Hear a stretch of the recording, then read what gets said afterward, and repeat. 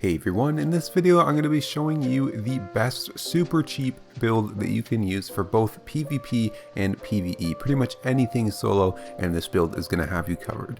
But before we get into the rest of the video, a quick word from our sponsor, Exidio DVPN from Sentinel. Have you ever had this happen to you?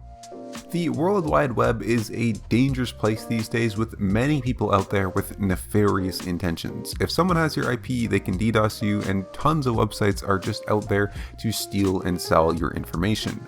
That's why more and more people are turning to VPNs to protect them. If you don't know, VPNs run your connection through your VPN server before going to, say, the Albion Online server. They essentially hide your online behavior from your ISP and whatever website or server you're accessing. This masks your IP, letting you appear as if you're connecting from somewhere else in the world, and in general make everything a little bit safer.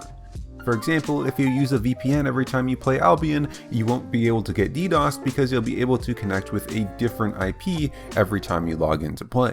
The downside to VPNs like this is that instead of your ISP and websites you visit getting all the information about your browsing, it means that your VPN gets access to all of it instead. Because of how the world works, this information sells for a lot of money, and so most VPNs are super sketchy and not trustworthy. This is where Sentinel's DVPN comes in. The D in DVPN stands for decentralized. So rather than the traffic going through your VPN provider's servers where they get to do whatever they want with the info, instead your connection is run through a network of nodes. With Sentinel's Exidio DVPN, these nodes are run by neutral third parties, so Sentinel doesn't have access to the information about your online behavior at all. There is no one authority that can collect your information and sell it. Not to mention, all your data is end-to-end encrypted, and Sentinel can prove there are no logs kept on your browsing history. In fact, you could go check yourself because everything is open source and available on GitHub. It also uses cutting-edge blockchain technology, which is pretty cool and does stuff like practically guarantee uninterrupted connections. Another thing that Exidio does is it allows everybody to run nodes on the network if they want. You could earn incentives like crypto just for sharing your bandwidth. Basically, all of this is to say that Exidio DVPN is the future of VPNs, or even you could say the future of using the internet. All you have to do to get access to this amazing VPN is go to their website and download it, or go to the App Store on any Android or iOS device and download it from the App Store.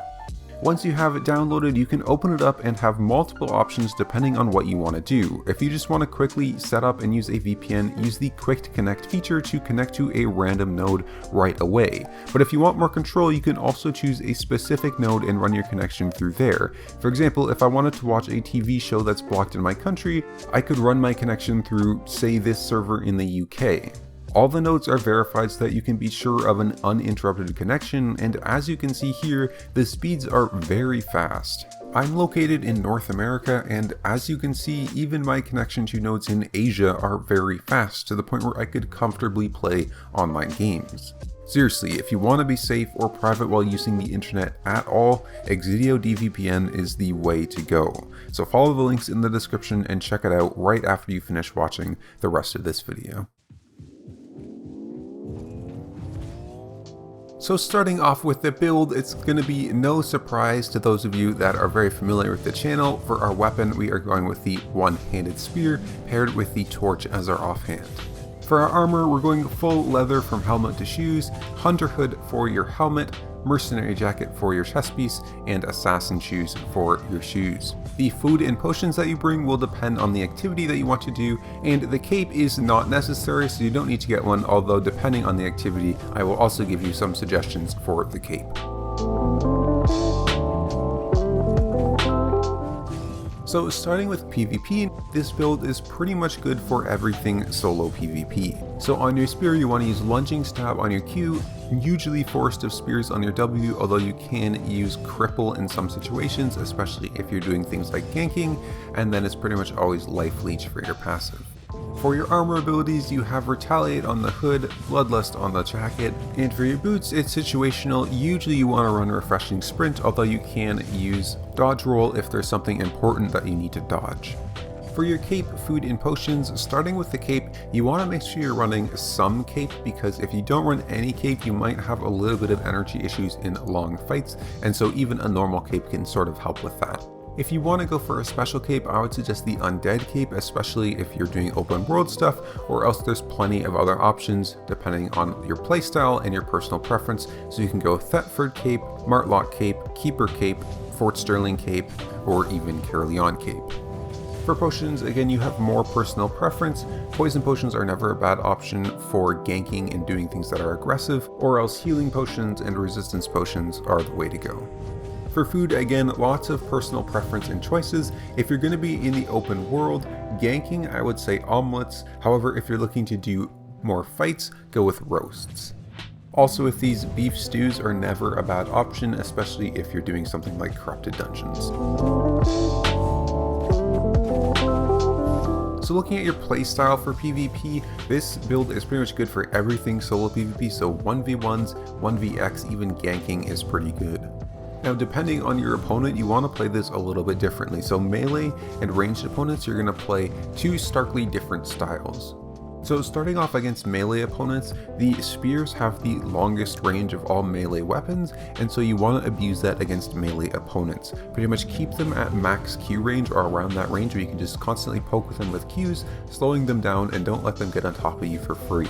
If they ever get on top of you, you can always reset that distance by using your E or using your boots.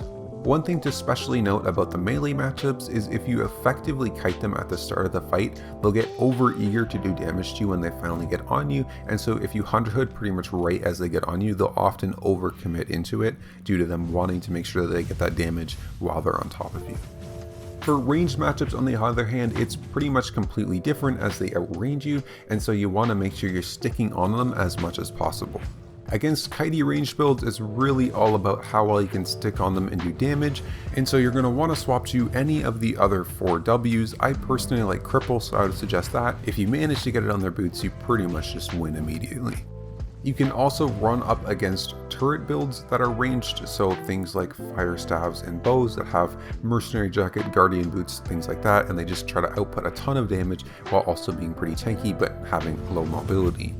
For these, if you're fighting multiple people at the same time, you want to make sure you're just out of the range of these turret builds as much as possible. Don't try to hit them, try to hit the other people and get out of their range. And if you're in a 1v1 with them, it's really just a stat check. Whoever has more damage or more tankiness is pretty much going to win. Looking at your general playstyle for sort of all matchups, the first thing to mention is that you want to make sure you're getting a good mercenary jacket off, because the spear doesn't have the best ways of getting that mercenary jacket 9 ticks without Forest of Spears. So obviously you want to make sure you're pairing Forest of Spears with your mercenary jacket as much as possible. However, sometimes this isn't going to be possible, like if you had to swap to another ability on your W. So basically, you just want to make sure you save it to the point where you can get as many hits as possible and as reliably. Another thing to note is that be ready to use your Hunter Hood pretty early in fights, because that's usually when you're going to be taking the most amount of damage. People tend to use their E's and other long cooldown abilities right away, so you want to make sure you have that Hunter Hood up to meet them when they use them. Moving on to PvE, on your spear you're going to want to use Lunging Stab for your Q, Forest of Spears for your W, and then either of the damage passives is the ideal for clearing mobs quickly, so either the attack speed one or the damage one. However, if you're struggling, you can also run Life Leech to get a little bit better health. For your abilities on your armor, you want to run Refreshing Sprint on your shoes, Bloodlust, the special ability on your chest piece, and then also Retaliate, the special ability on your Hunter Hood. Now I will say, if you just want to do PvE, there are better options for your helmet than the Hunter Hood, as it's not quite the best for PvE. It is pretty good, but there are some better options. For example, you can run Scholar Cowl as another cheap option, which will give you the same sort of defensive buff, but then also regenerate a lot of your mana.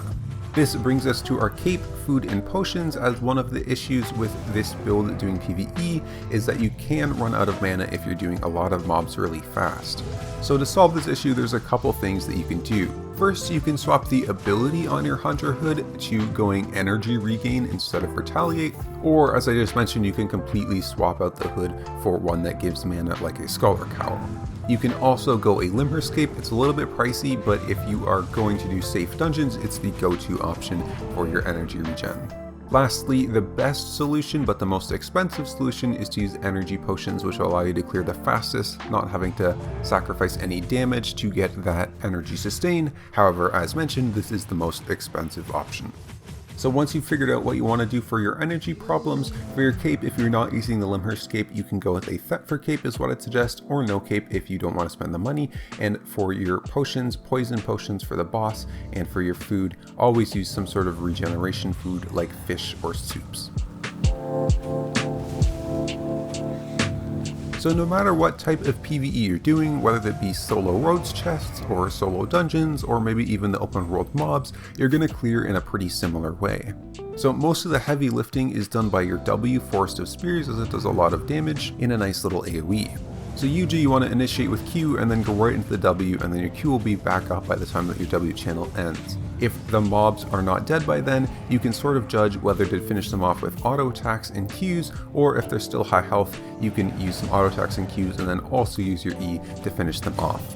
One thing to note is that you don't want to really use your E too early because it will lose all of the stacks from your Q, making your auto attacks do less damage. So it's going to be the most efficient for you to only finish off mobs with your E and not use it halfway through so you don't lose that consistent auto attack damage buff.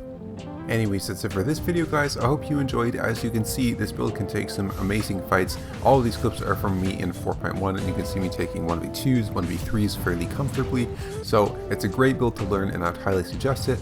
If you enjoyed this video and want to use it, chances are someone you know will benefit from it too. So make sure you share it with them. I will see you in the next video.